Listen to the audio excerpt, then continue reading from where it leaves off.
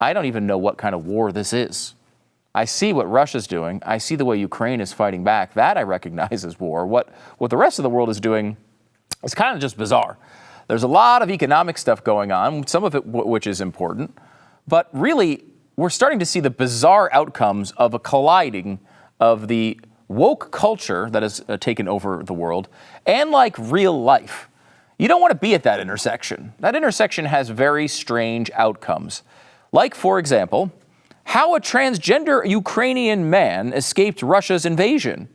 I painted my nails violet and wore mom's shirt to look more girly. Now, for those keeping track at home, a transgender man was someone who was born a woman and now is saying that they're a man. It's unclear whether they've gone through any sort of surgery to make this changeover a little more official.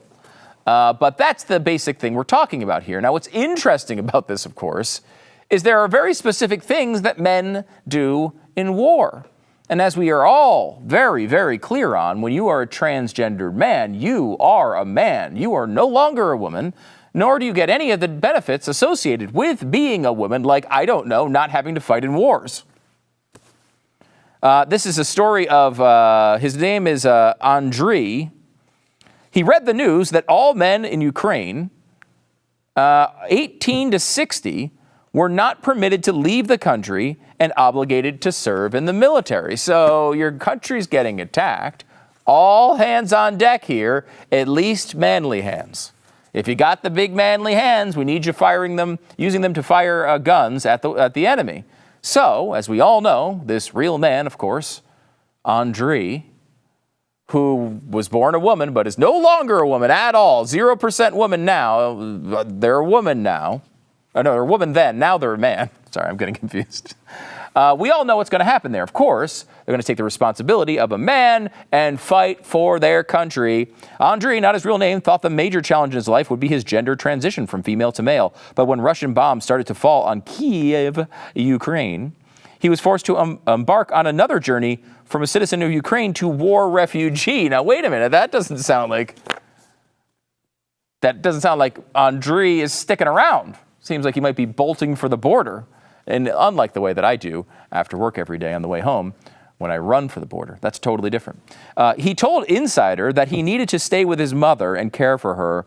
Leaving her to flee Ukraine alone was just not an option. You see, it wasn't about him. I want to be completely clear about this. It's not like he didn't want to face the oncoming Russian army. No. He just wanted to protect his mommy, and that's why he decided he wanted to bolt across the border.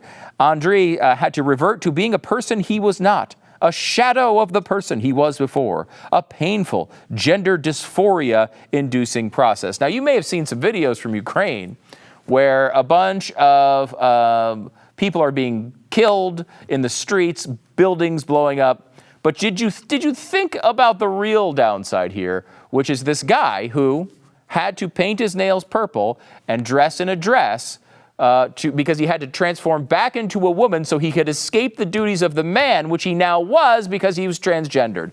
Got it? This makes all the sense in the world. You know, it's one of those things where the math is off here. We're told that someone who's born a woman and transitions to a man is a man, and therefore has all the responsibilities of a man. Look, I know it's old-timey. I know it's chauvinistic. I know it's antiquated. But guys are supposed to, in my view, stand up and try to protect women. That's what we're supposed to do. And if you're going to be a guy, it comes with that really, really tough responsibility sometimes.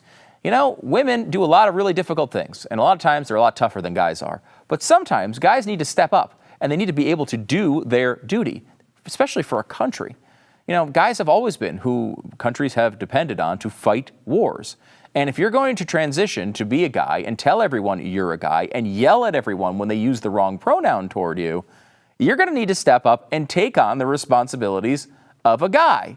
But instead, because the entire world, especially our media, has gone woke, instead of criticizing this man who is leaving the country against the law, dressing up in female clothes to escape the nation and defending of their country, we are instead going the opposite way and praising the bravery of the transgendered person who, now we can kind of say she's kind of a woman. So that's okay if they leave. It's perfectly all right. We'll not only praise the person leaving, who we were told until recently was a man, but also we're going to praise the organization that helped him escape the country. And from everything from dressing up to painting fingernails to asking what sorts of surgeries they have. This is the world we live in now. Look, the truth is, I sort of doubt that the fighting forces of Ukraine are all that upset about all of this. My guess is they probably can do without someone willing to paint their nails purple and wear a dress to avoid fighting. The Ukrainian fighting forces probably don't shed a tear about any of this. But it's another window into the stupid crap we worry about in America. If we really believed that this woman was actually a man, we would expect her to fight just like all of the other able-bodied men. But we don't believe that.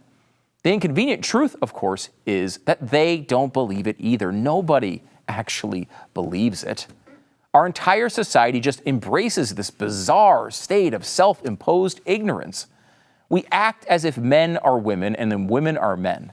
We act as if calling someone by the wrong pronouns is a capital offense.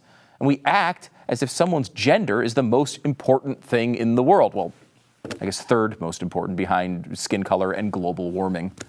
Oh, and by the way, on the global warming front, one more time from The Atlantic, if a nuke goes off, remember this, anyone within 7 miles of the detonation would suffer third-degree burns, the kind that sear and blister flesh.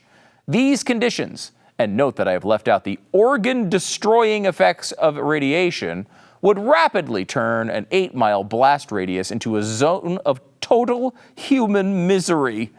But only at this moment of the war do the climate consequences truly begin.